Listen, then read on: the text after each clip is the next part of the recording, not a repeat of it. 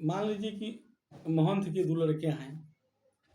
एक लड़का मर गया है, तो उसमें मृत कर देना है, मृत लिख देना है पोस्ट में, और फिर उसके पत्नी का वहाँ नाम लिखना है कि मुस्मात फलनामा कुंवर।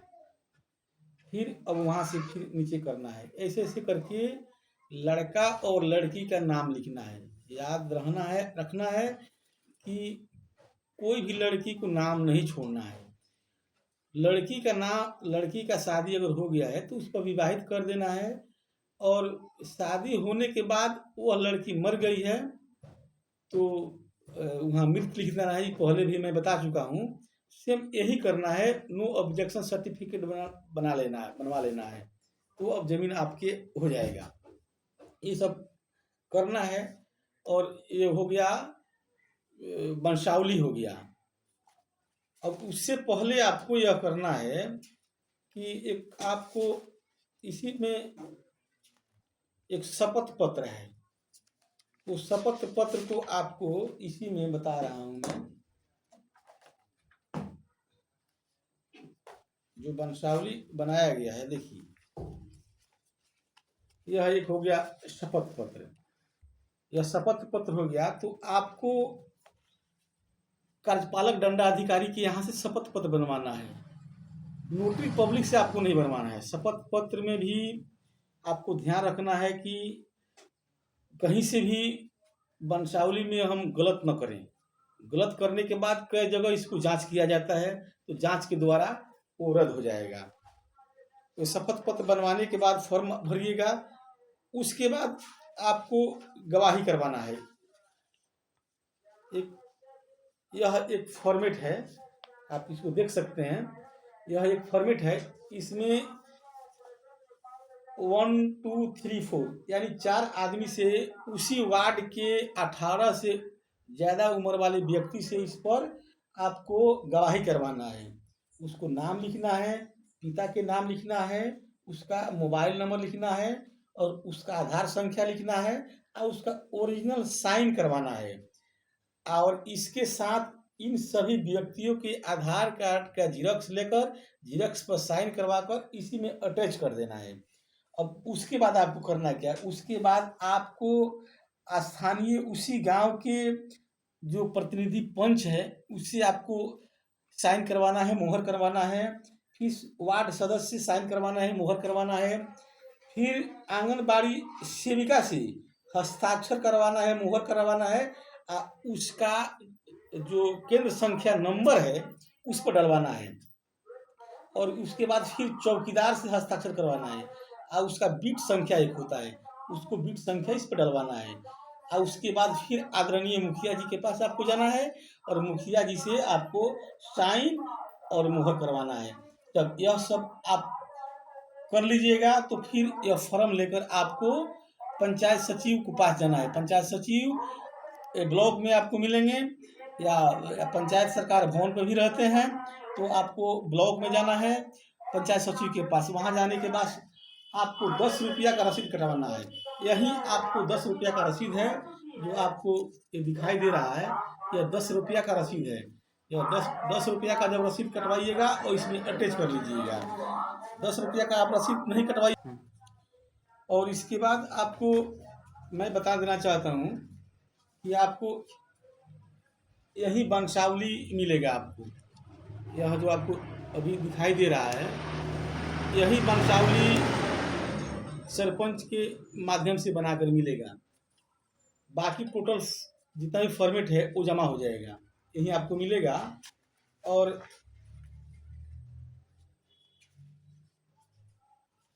यह जो आम सूचना है, एक आम सूचना का प्रपत्र, एक आम सूचना वाला है, इसको करना है। सरपंच लोग अपने माध्यम से इसको भरेंगे, और इसको ग्राम पंचायत हो, सरकार भवन हो, या कोई सार्वजनिक जगह पर इसको चिपकाना है, और इसको प्रदर्शन करना है, ताकि लोग जान जाए कि फलनामा के द्वारा वंशावली बनाया जा रहा है। उस पर कोई ऑब्जेक्शन करता है तो ग्राम कचहरी में सरपंच के समक्ष जाकर एक आवेदन के साथ में उस पर ऑब्जेक्शन कर सकता है। ऑब्जेक्शन करने के बाद सरपंच लोग के माध्यम से उस पर सुनवाई किया जाएगा। सुनवाई में यह अगर कुछ ऑब्जेक्शन करता है तब, अगर ऑब्जेक्शन नहीं करता है तो 7 दिन के अंदर में वंशावली बनाकर आवेदक को दे दिया जाएगा, उसको रिसीव करा दिया जाएगा। अगर कोई ऑब्जेक्शन करता है, कोई कंप्लेन करता है, तो उसको सुनवाई 15 दिनों के अंदर में करना है।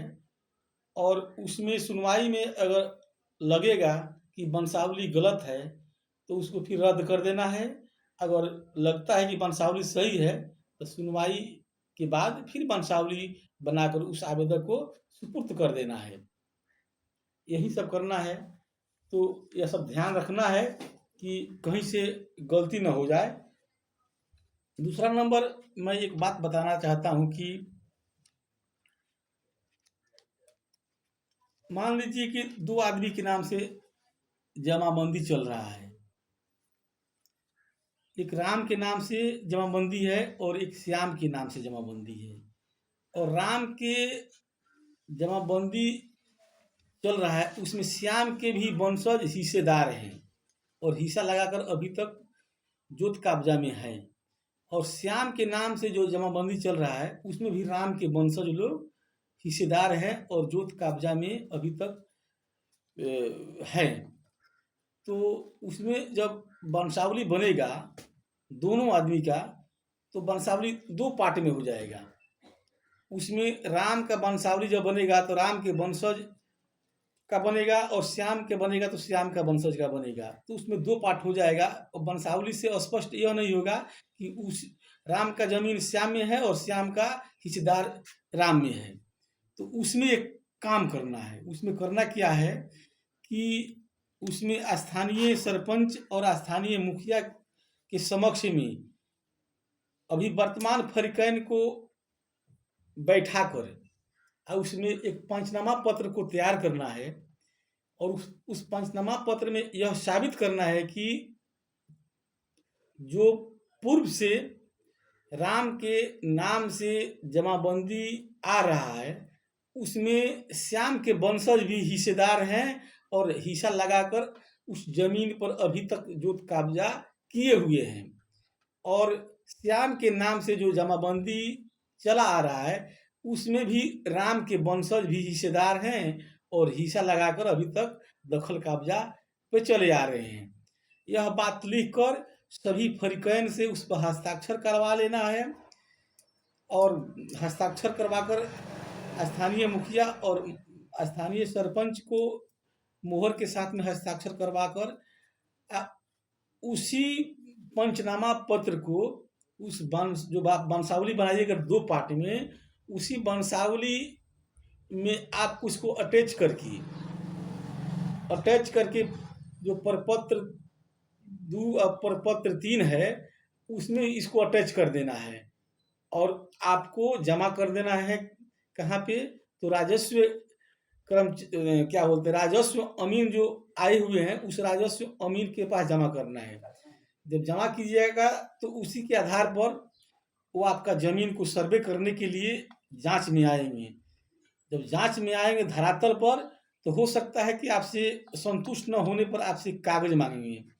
तो आपके पास जो कागज होगा जमीन का, खतियान हो, रसीद हो या दस्तावेज हो, ये सब आपको देना है। अब एक बात और मैं बताना चाहता हूँ। अगर जो आदमी बैनामा जमीन किया है और वह जमीन बैनामा वाला आदमी व्यक्ति जिंदा है तो उसमें कहीं से वंशावली की आवश्यकता नहीं है, कारण कि उसी के नाम पर वह जमीन का नया खाता खुल जाएगा। जो आदमी मर गया है, जमीन बैनामा करवा कर वो मर गया है, तो फिर उसको वंशावली बनाना है कि बाकी उसके वंशज लड़का लड़की जितने भी है उसके नाम पर वह जमीन ट्रांसफर होगा या जमीन का नया खाता खुलेगा। यही सब करना है। इसमें बहुत घबराने की जरूरत नहीं है। सजग रहना है और होशियारी रखना है कि कहीं से गलत ना हो जाए। अब घबराने की जरूरत नहीं है, जानकारी रखना है। और जानकारी आप सही जानकारी लेने के लिए किसी समझदार व्यक्ति के पास जाकर जानकारी भी लेना है। जानकारी लेने के लिए इसमें कोई शिकायत नहीं है। पता अगर किसी को जानकारी नहीं है तो किसी होशियार व्यक्ति के पास, पढ़े लिखे व्यक्ति के पास जाकर उसको जानकारी लेना है। फॉर्म अगर भरने में कोई कठिनाई हो रही है तो अपने जनप्रतिनिधियों से, किसी पढ़े लिखे व्यक्ति से फॉर्म को भरवा लेना है। ये सब काम करना है और इसमें लग कर आप लोग काम कीजिए। फिर जहाँ भी दिक्कत होगा आप कमेंट बॉक्स में बताइएगा। मैं प्रयास करूँगा कि सही जानकारी आपको दे सकूँ। चलिए, बहुत बहुत धन्यवाद।